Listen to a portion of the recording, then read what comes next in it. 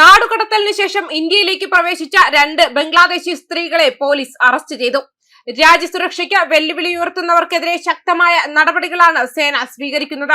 കഴിഞ്ഞ വർഷം ഓഗസ്റ്റിൽ നാടുകടത്തപ്പെട്ടെങ്കിലും ഇന്ത്യയിലേക്ക് വീണ്ടും പ്രവേശിച്ച 2 ബംഗ്ലാദേശി സ്ത്രീകളെ മുംബൈ പോലീസ് അടുത്തിടെയാണ് അറസ്റ്റ് ചെയ്തത്. ആദ്യ കേസിൽ ചൊവ്വാഴ്ച ഗേറ്റ് വേ ഓഫ് ഇന്ത്യയിൽ 38 വയസ്സുള്ള ഒരു സ്ത്രീയെ അറസ്റ്റ് ചെയ്തു. വിദേശ നിയമപ്രകാരം പോലീസ് കേസ് രജിസ്റ്റർ ചെയ്തിട്ടുണ്ട്. ഗേറ്റ് വേ ഓഫ് ഇന്ത്യയിൽ സാധുവായ രേഖകളൊന്നുമില്ലാതെ ഒരു ബംഗ്ലാദേശി സ്ത്രീ ഉണ്ടെന്ന് പോലീസിന് വിവരം ലഭിച്ചിരുന്നു. ചോദ്യം ചെയ്തപ്പോൾ സുലേഖ ജമാൽ ഷെയ്ഖ് ആണെന്നും കാമാത്തിപുര പ്രദേശത്തെ ഒരു ഫുട്പാത്തിൽ താമസിക്കുന്നുണ്ടെന്നും അവർ പറഞ്ഞു.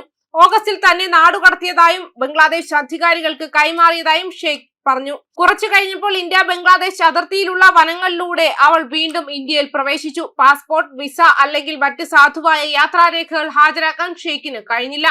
ഷെയ്ഖിന്റെ യഥാർത്ഥ വിലാസം ബംഗ്ലാദേശിലെ ജഷോർ ജില്ലയിലാണെന്ന് അന്വേഷണത്തിൽ കണ്ടെത്തിയിട്ടുണ്ട്. അതിർത്തി കടക്കാൻ സ്ത്രീയെ സഹായിച്ചത് ആരാണെന്നും എന്തെങ്കിലും സംഘടിത ശൃംഖലയ്ക്ക് ഇതിൽ പങ്കുണ്ടോ എന്നും കണ്ടെത്താൻ പോലീസ് ഇപ്പോൾ ശ്രമിക്കുകയാണ്. രണ്ടാമത്തെ കേസിൽ 30-കാരിയായ ബിൽക്കിസ് ബീഗം സിർമിയ അക്തർ അനധികൃതമായി ഇന്ത്യയിൽ പ്രവേശിച്ചതിന് അറസ്റ്റിലായിട്ടുണ്ട്. മുംബൈയിലെ കഫേ പരേഡ് പ്രദേശത്താണ് അക്തർ താമസിച്ചിരുന്നത്.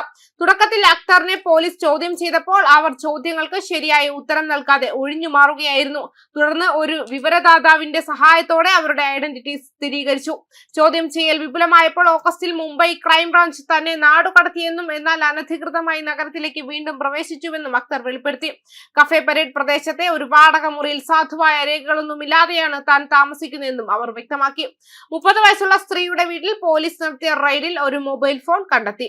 ഉപകരണം പരിശോധിച്ചപ്പോൾ ഒരു ബംഗ്ലാദേശി ദേശീയ തിരിച്ചറിയൽ കാർഡും അനുബന്ധ ഫോട്ടോഗ്രാഫുകളും കണ്ടെത്തിയിട്ടുണ്ട്. ഭാരതീയ ന്യായ സംഹിത, വിദേശി നിയമം എന്നിവയിലെ പ്രസക്തമായ വകുപ്പുകൾ പ്രകാരം അക്തറിനെതിരെ പ്രഥമ വിവര റിപ്പോർട്ട് രജിസ്റ്റർ ചെയ്തു.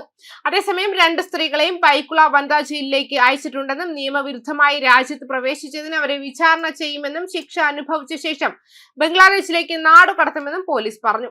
ഇത്തരം ആളുകളെ ആദ്യമായി പിടികൂടിയാൽ ഞങ്ങൾ അവരെ പശ്ചിമ ബംഗാൾ അതിർത്തിയിൽ നിന്നും ബംഗ്ലാദേശിലേക്ക് നാടുകടത്തും. പക്ഷേ അവരിൽ പലരും തിരിച്ചു വരും. ബംഗ്ലാദേശിൽ നിന്നുള്ള അനധികൃത കുടിയേറ്റക്കാരിൽ പലരും പലപ്പോഴും മുംബൈയിൽ തൊഴിലാളികളായി ജോലി ചെയ്യുന്നുണ്ടെന്നും ഉദ്യോഗസ്ഥർ കൂട്ടിച്ചേർത്തു. അവരുടെ ഫോണുകളിൽ നിന്ന് അവരുടെ ബംഗ്ലാദേശി തിരിച്ചറിയൽ കാർഡുകളുടെ പകർപ്പുകളും ഞങ്ങൾ കണ്ടെത്തി. 1946-ലെ വിദേശി നിയമം, 1950-ലെ പാസ്പോർട്ട് നിയമങ്ങൾ, 1948-ലെ വിദേശി ഉത്തരവ് എന്നിവയിലെ വ്യവസ്ഥകൾ പ്രകാരം 2 സ്ത്രീകൾക്കെതിരെയും കേസെടുത്തിട്ടുണ്ടെന്ന് പോലീസ് ഉദ്യോഗസ്ഥർ പറഞ്ഞു.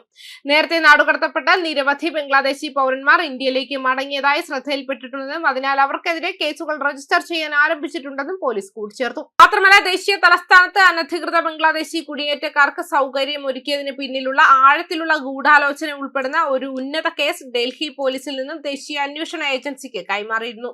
അനധികൃത കുടിയേറ്റത്തിനും ബംഗ്ലാദേശി പൗരന്മാരെ ഡൽഹിയിൽ താമസിപ്പിക്കുന്നതിനും സഹായിക്കുന്ന സംഘടിത ശൃംഖലകൾക്കെതിരെയുള്ള നടപടികൾ ഈ നീക്കം കൂടുതൽ ശക്തമാക്കുന്നുണ്ട്. ന്യൂസ് ഡെസ്ക് കർമ്മ ന്യൂസ്.